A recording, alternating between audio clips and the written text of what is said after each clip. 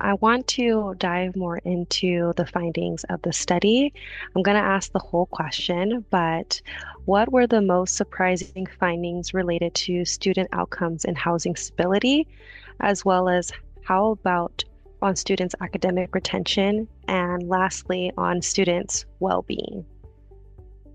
So I think I'll go first and talk about housing stability and then pass it to my colleagues to talk about the other kinds of outcomes.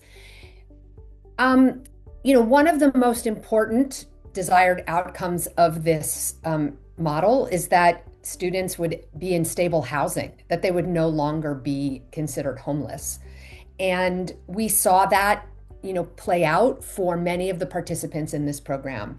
On average, the participants in the College Focused Rapid Rehousing program stayed in the housing provided through the program for, on average, 9 months. So that is, an entire school year. It's 2 semesters. And it afforded tremendous stability for students who remained in the program during that time. We saw that the majority of students who were participants in this program exited the program either because they graduated, because they secured other permanent housing, or they voluntarily decided to leave the program. And I think that just speaks to the success of this program stabilizing students in their housing.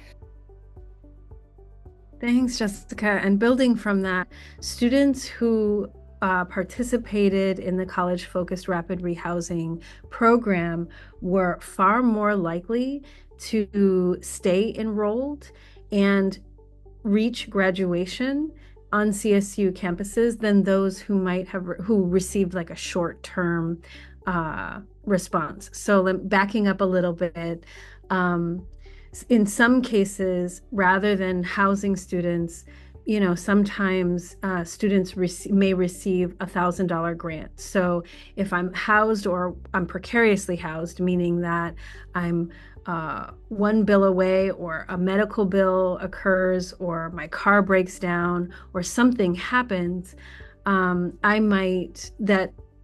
lead to a cascading of events that can cause stress and chaos and disenrollment in the university. And so for many students, they may receive a small grant. And that one-time grant might be enough to bridge them. However, for students experiencing homelessness, particularly students experiencing homelessness over longer periods of time, that one-time grant isn't enough. And that's where College Focused Rapid Rehousing is key. And when comparing CSU students, those who participated in College Focused Rapid Rehousing versus those who received that short-term assistance, College Focused Rapid Rehousing students were far more likely to stay enrolled in school and to get to graduation. And in fact, CFRR participants were slightly more likely to get to graduation than the overall population in the CSU, which is quite telling.